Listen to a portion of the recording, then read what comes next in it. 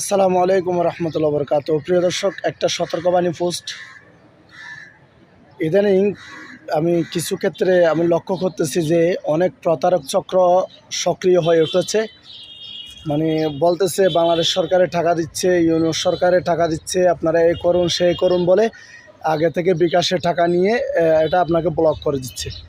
সুতরাং আমি বলবো আপনারা এরকম প্রতারক চক্র থেকে সবাই দূরে থাকার চেষ্টা করবেন, এবং যদি এরকম কোনো কল বা মেসেজ করে আপনাদেরকে, আপনারা বলবেন তাহলে আগে টাকাগুলা দিতে, তারপরে আপনি বিকাশে টাকা দিবেন। ধন্যবাদ সবাইকে।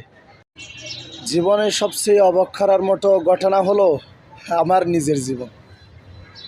আমার নিজের জীবনকে এখনো পর্যন্ত কোনো উপলব্ধি করতে পারিনি।